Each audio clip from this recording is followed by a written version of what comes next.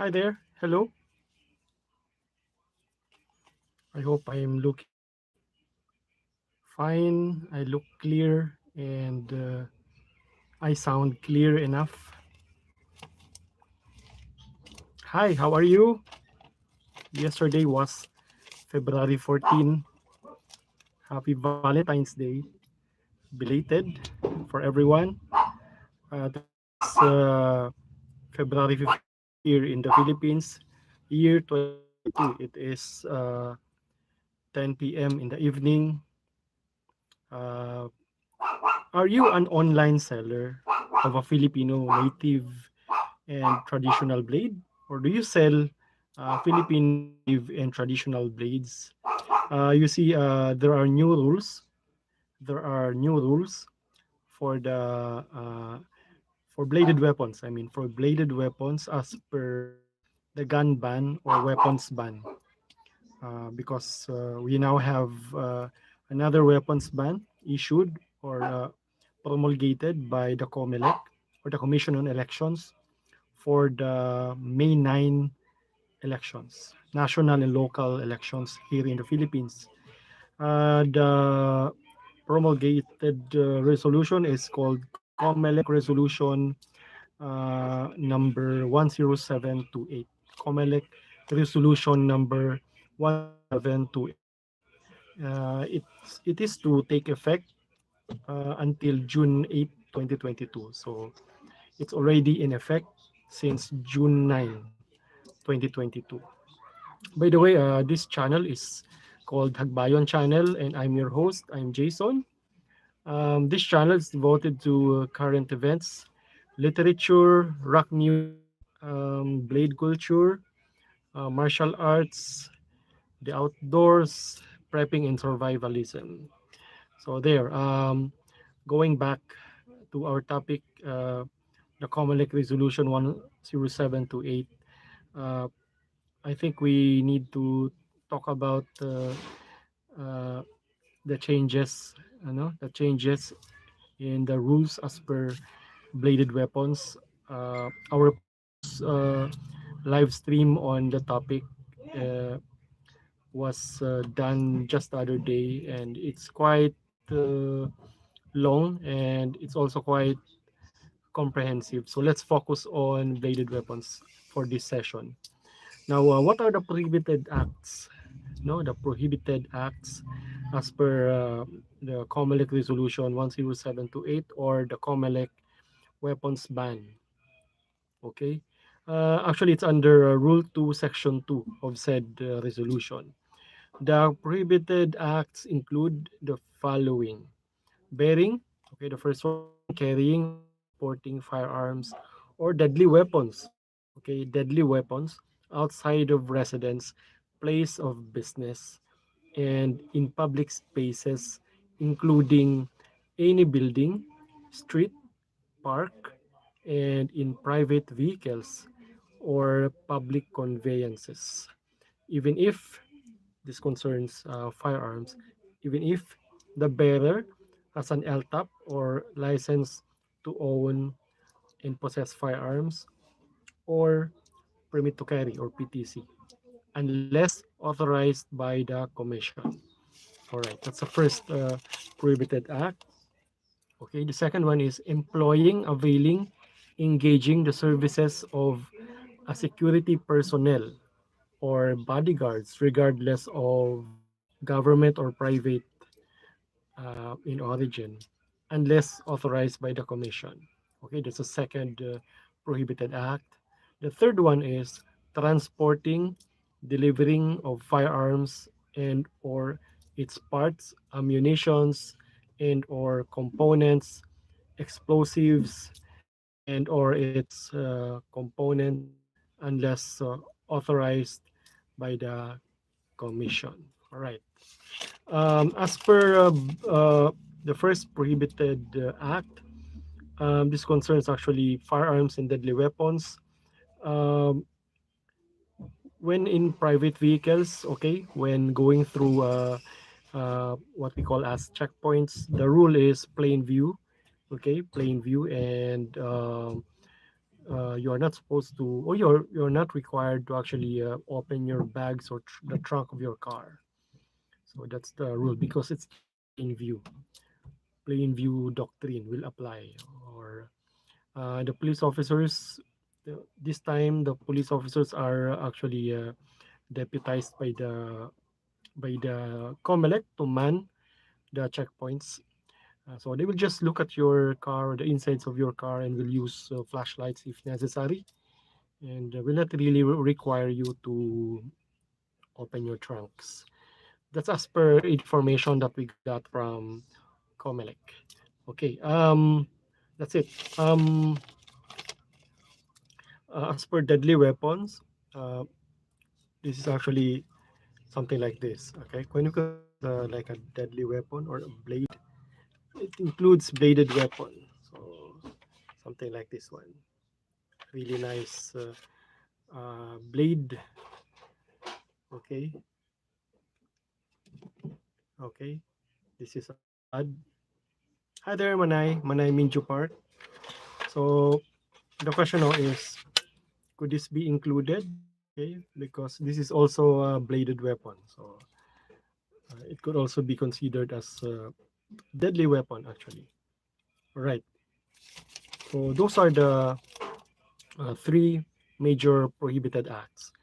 Okay. Needless to say, the gun ban is actually not just a gun ban, but also it includes a ban on air guns, airsoft, what else? Yeah, airsoft guns, except replicas of air guns and airsoft guns. That's as per a case law or a jurisprudence called Orceo versus Comelec. So although it includes guns, airsoft guns, replicas of air guns and airsoft guns are not included. That's as per Orceo versus Comelec. Okay, it's actually a ban that includes not just guns but also any deadly weapon, including ammunitions, explosives, gun accessories, and of course, as we said, any deadly weapon, which includes bladed items. Bladed items like this one here, Sinagangan Minasbad. Now the question now is BP6 or Batas Pambansa 6 still in effect? Okay, is it still in effect during gun ban? Actually, yes. Okay, the answer to that is yes. Under Rule 1, Section 1, Item G of Resolution Number or Comelec Resolution Number 10728.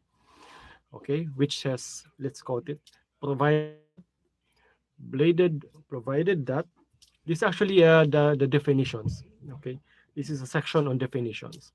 Okay, provided that a bladed instrument is not covered by the prohibition when possession of the bladed instrument is necessary to the occupation of the possessor or when it is used as a tool for legitimate activity, like this is an example actually, like gaffs used in lawful cockfighting. So maybe the ones who drafted this resolution, they're actually into cockfighting, so they made sure that gaffs are included. You know what gaffs are? Talon or tari or bulang, or yeah, in Bicol we call it bulang. So yeah, that's not included. So as per definition under Rule 1, Section 1, Item G of Comelec Resolution number 10728, when the item or the bladed item is covered by BP6, uh, it is not considered as a deadly weapon. So as per definition, it is not considered as a deadly weapon.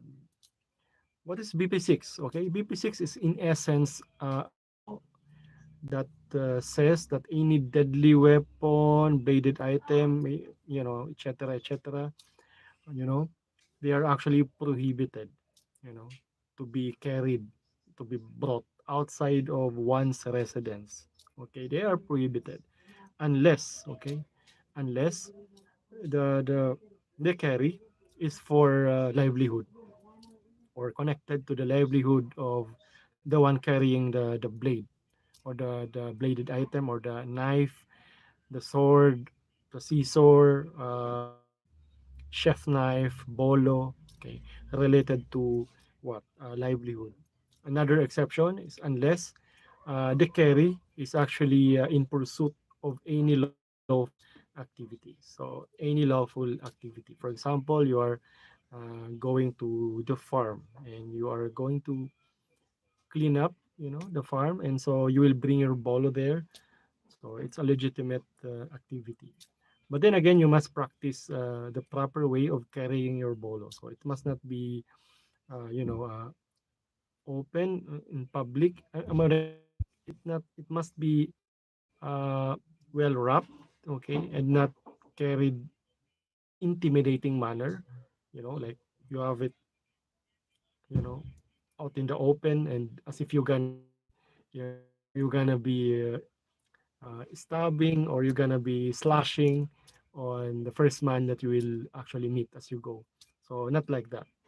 But then again, our law actually provides exception as to carry of blades, and uh, Comelec Resolution 10728 actually, because it's just a resolution, no? It's just an issuance uh, from uh, from actually Comelec is a constitutional commission, but it's not really a lawmaking body. So this is just subordinate legislation. Subordinate legislation. So their rules must still conform with the Constitution and with the laws. In this case, Batas Pambansa 6. So as in the definition, or as under Rule 1, Section 1, Item G, Comelec gun ban, or Comelec Resolution number 1078, I mean, provides that a bladed instrument is not covered. So if it's not covered, then it is not considered as a deadly weapon. So it's not covered by the prohibition when possession of the bladed instrument is necessary to the occupation of the possessor, or when it is used as a tool for legitimate activity. Okay, so the resolution is still in observance of the so-called livelihood clause, and in pursuit of any lawful activity clause under the Batas Pambansa 6. So if it's related to your livelihood, you are a barber, you are a farmer, of course you are allowed to carry bladed items. Or if you are going to use it for a legitimate purpose, for example, you're gonna be uh, cleaning up your yard, you're gonna be cleaning the, you're gonna be clearing the vegetation in your yard, outside of your house, or even outside of your gate, outside of your fence, within the vicinity of your house. That's actually valid. Yeah, that's valid. Because that's in pursuit of a lawful activity. Actually, there's already a case, decided case on that. Um, uh, Before. Maybe we can talk about that decided case in some other episode. Okay. Mm, now, now, what is the new rule? No, there's another rule. What is a new rule for bladed items under uh, uh, Comelec Resolution 10728, or the Comelec gun ban? It's actually found in Rule 13. Rule 13, Section 44 of the said Comelec Resolution 10728. Okay, let's check it out. Let's check the rule. Um, okay, under under Rule 13, Section 44, there's a provision on bladed items as souvenir items. Bladed items as souvenir items. Okay, Section 44 says that souvenir bladed instruments which are considered as ornamental, okay, or display items are not covered by the prohibition on the bearing, carrying, and transporting of deadly weapons. You know very well that the first prohibited act is actually the bearing, carrying and transporting of deadly weapons. outside of one's residence, place of business, works, and if you carry the bladed item in a public building or in a public place, that's actually prohibited as a rule. Okay, as a rule. But we still have to consider, as we said, livelihood clause and in pursuit of any lawful activity clause, and of course, you have to consider ethics. Carry ethics, the way you carry the blade, and the way you behave as you carry it, or the way you wrap it, the way you conceal it. The way you keep it. Okay. Now, as per bladed items as souvenir items, apparently it's not apparently, it's a fact, that the Comelec considered it as a kind of an exception as well, exception to the rule. So, if the blade is actually a souvenir item, considered as ornamental or display item, they are not covered by the prohibition uh, under our Comelec license ban. But there are guidelines under Section 45. Guidelines under Section 45. Okay. Um, what is allowed is for people to buy, no, to buy this so-called souvenir items from Department of Tourism accredited shops only. So the rule is only for Department of Tourism accredited shops and stores. Okay, and the purchase must be with this document, authenticated sales certificate. Okay, authenticated sales certificate, and it will serve as proof that the item is indeed a souvenir item, because that document or certificate will include the following: the control number, the name and active contact number of the accredited shop or store, the date and time of the purchase, the complete name of the purchasing individual or the buyer, the nationality of the purchasing individual or the buyer, in case he or she is a sojourning foreigner. Okay, okay. Also, uh, the certificate must also include the number of days. I mean, the number of days needed by the purchasing individual to bear, carry, and transport the bladed souvenir items from the shop, okay, to the temporary stopping place or places, or the destination, the final destination, which must not go beyond the election period and number of days allowed to stay in the Philippines, if applicable. Now, that the temporary stopping place is defined as this. It's the place where the foreigner needs, or the carrier, the bearer needs to stop for at least 24 hours. 24 hours, okay, before reaching the ultimate destination.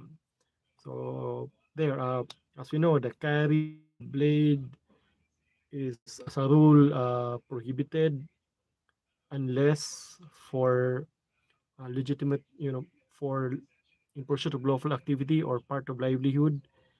Uh, it is not allowed unless, of course, allowed by the commission, because the bladed item is a souvenir item or a display item, ornamental item. All right. Um, what else? Um, the certificate must also include the exact temporary stopping place or the ultimate destination. So it must include control number, name and active contact number of the accredited shop or store, date and time of purchase, complete name of the purchasing individual, nationality of the purchaser or the buyer, number of days needed by the purchasing individual to bear, carry, and transport the bladed souvenir items from the shop to the temporary stopping place or destination, which must not go beyond the election period, and number of days allowed to stay in the Philippines if applicable. Now, the temporary stopping place is the place where the carrier needs to stop for at least 24 hours or more before reaching the ultimate destination. And the certificate must also include the exact temporary stopping place or the ultimate destination, plus the complete name and signature of the sales clerk. So it's very, very strict. accredited shops and stores. Okay, by the way, I'm sorry. Uh, the accredited shops and stores actually must submit weekly to the DOT, okay, the list of information coming from the authenticated sales certificate. So, if, for instance, they sell to a person during gun ban or weapons ban, they have to issue the authenticated sales certificate, and they must also provide the Comelec with the information, with the same information, okay, with the same information that's included in the certificate, okay. And the DOT, okay, the DOT uh, must also submit to the Comelec the list of accredited stores and shops, okay. What are the duties? The duties of the shop and the DOT. Okay, the shops, they have the duty to or the accredited shops, they have the duty to submit weekly to the Department of Tourism the information, okay, that's included, the information listed uh, at the authenticated sales certificate. So in the main, they will send, I think, a duplicate of the authenticated sales certificate to the DOT. The stores will send duplicates, or at least, a list of information to the DOT every week, while the DOT, for its turn, or for its part, will also send uh, the list of accredited stores and shops to the COMELEC, particularly the Committee on Firearms and Security Concerns. So that's it. That's a new rule. That's a new rule. Um, that's under Rule 13, Section 44, Comelec Resolution 10728, or the Comelec Weapons Ban. Now, the question now is, how about the sellers? So that particular rule concerns itself with buyers. Okay, it's a provision for buyers. If you buy the bladed item from legitimate, legitimate outlets accredited with the DOT, uh, you have to get from them the certificate, and it must include all those details so that you can bring the bladed item outside of your residence. You can travel with it, etc. You can transport it. But how about sellers? Okay, if you're selling, so apparently sellers are not included. But then again, Comelec Resolution 10728 uh, defines deadly weapon as those not covered by BP6. Okay, those not covered by BP6. So if it's for livelihood, or it's for a legitimate purpose, or in pursuit of a legitimate activity or a lawful activity, the carry is not prohibited, or the bladed item is not deemed as what, as a deadly weapon. So I think if you're a seller, that is that is sale is a legal, it's a legal transaction. And if you are you know if you have say DTI, if you are accredited with the DTI as a seller, or if you have barangay clearance, or even even municipal permit, or city permit to sell, perhaps I think that's a that will be a valid transaction. That will be a violation of the weapons ban. And better yet, if you accredit with the DOT. So if you accredit with the DOT, then I think you'll be a little bit more safe in your transactions, because if you want to ship your blades, you will bring it outside of your you know place of business. Remember, under the provision on prohibited acts, it includes the bearing. transporting of the deadly weapon outside of your residence or of your place of business. So, uh, to be safe, I guess, you better accredit with the Department of Tourism, so you can bring it out and actually ship it via our couriers. But then again, sale is business, so maybe BP6 or Batas Pambansa 6 will apply because if it's for your shipping it, if you're for example a blacksmith and you will ship your output or your I think that's an exercise of a legitimate purpose, or I think that is allowed by law because that is your livelihood. That is livelihood as a blacksmith. You you create the blade, you build the blade, and your customer is your client is out of the country or out or in a different place. You can ship the blade to him. That's part of your livelihood. So I think the key is to have carry ethics. Do not carry it in an intimidating manner, or be calm and reason properly with the the officers of the law. Okay, uh, try to explain nicely and uh, in the proper tone of voice.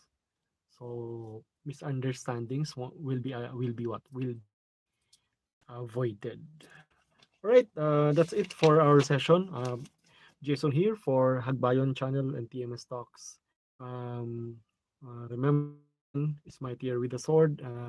This live stream will be uploaded uh, later and will become, you know, an unlive video. So thanks for joining. Thanks and see you around.